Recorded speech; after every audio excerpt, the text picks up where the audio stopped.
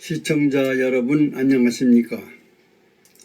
오늘도 하버드 대학교 교수들이 학생들을 위해서 세상 살아가는 방법을 알려주는 인생 특강을 8번째 특집으로 방송을 시작하겠습니다.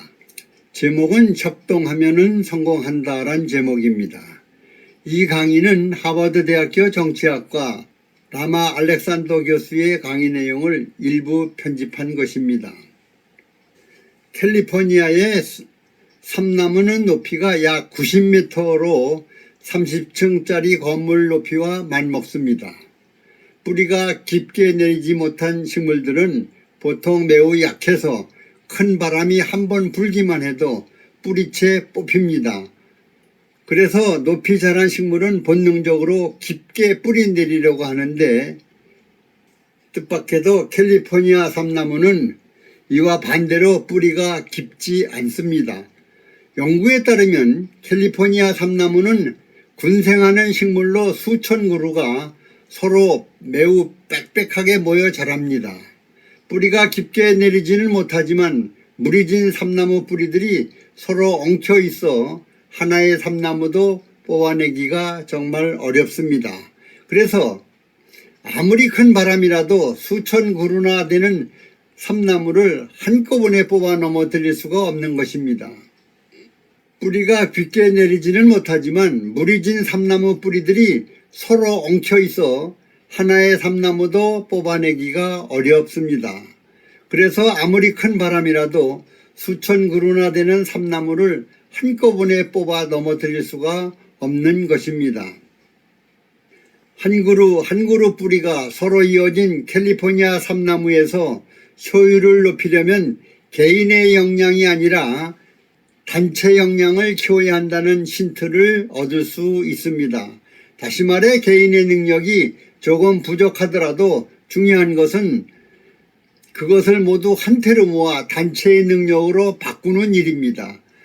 1960년대 중엽 일본은 경제가 빠르게 발전해서 세계의 경제대국이 되었으며 일본의 대기업들은 국제 경쟁력을 키워 업계의 선두로 치고 올라왔습니다. 미국을 비롯한 서방 국가들은 이와 같은 일본의 경제 귀족을 연구하기 위해 일본 기업들을 세세히 분석하기 시작을 했습니다. 연구 결과 만약 일본의 최고의 사원과 유럽 최고의 사원이 1대1로 경쟁한다면 일본 사원이 승리를 얻을 확률은 무척 낮습니다. 그러나 만약 부서와 부서가 맞붙어 대결한다면 일본이 언제나 우세했습니다. 다시 말해 유럽과 미국의 기업은 소수의 사람들이 주도해서 위에서 명령을 내리면 아래에서 따르는 식이었습니다. 개인주의가 성행하고 개인의 노력을 우선시하는 유럽과 미국에서는 협력을 했을 때 오히려 효율이 떨어지는 경우가 많았습니다. 반면에 일본 기업은 집단 전략을 무척 중요하게 생각해서 직원들의 능동성을 자극하고 협동심을 기르는 데 주력을 했습니다. 그래서 기업의 성과 역시 크게 올라간 것입니다. 독일 철학자 괴테는 내 작품들이 모두 나의 머리에서 나온 것은 아닙니다. 나에게 소재를 제공한 수천 가지의 일과 수만 명의 사람들로부터 나온 것이지요 라고 말을 했습니다.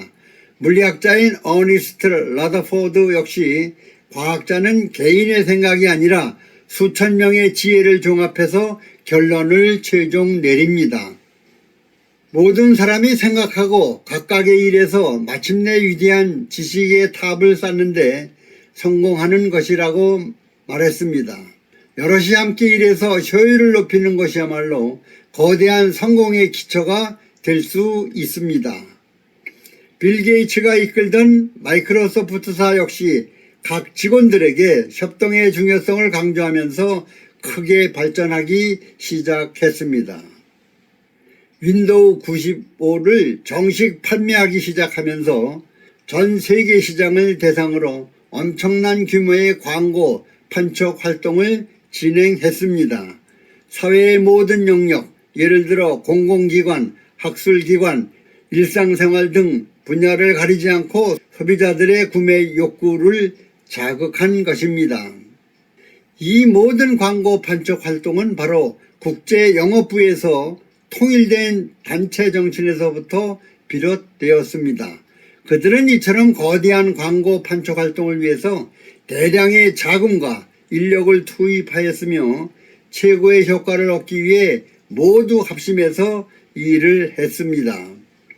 이 일에 투입된 수천 명의 인원 중 60명으로 구성된 한 그룹은 모든 구성원이 동일한 직급으로 동료들 모두 한마음으로 광고 판촉 활동에 뛰어들면서 예상보다 훨씬 큰 성과를 거두었습니다. 이것은 이 제품이 훌륭한 것 외에도 각 부서 모든 직원들이 협동 단결해서 일한 결과였습니다. 동물 세계에도 들여다보면 아프리카의 대형 초식 동물 중 코뿔소 등에는 털을 헤집으며 찐득이 등 기생충을 잡아먹는 붉은 부리 소등 쪼기새가 코뿔소 등에서 주로 먹이를 찾습니다. 초식 동물은 먹이털을 제공하고 새는 귀찮은 벌레를 잡아먹는 유명한 공생관계인 것입니다. 만약 밀렵꾼이 접근하게 되면은 붉은 부리 소등 쪼기새가 경고를 알려 코뿔소의 목숨을 지켜주는 경계병 역할을 하기도 합니다. 이 세상은 혼자서 묵묵히 일하는 시대는 이미 끝났으며 현대사회에서 협력, 협업은 피할 수 없는 일이 되었습니다. 큰 성공을 거두는 사람들은 대부분 협동의 거대한 힘에 대해서 잘 알고 있기 때문에 다른 사람과 함께 일하는 것을 즐깁니다. 단체의 역량을 잘 활용하기만 한다면 일의 효율을 높이고 실패의 확률을 크게 줄일 수 있습니다. 그러므로 성공을 거머쥐고 싶다면 반드시 다른 사람들과 협업하고 협상 정신을 발휘해야 합니다. 조직이나 집단 속에 충분히 융합이 되어 그 안에서 협동 정신을 발휘해야만 잠재 능력을 충분히 발휘해서 최대의 효과를 거둘 수 있습니다.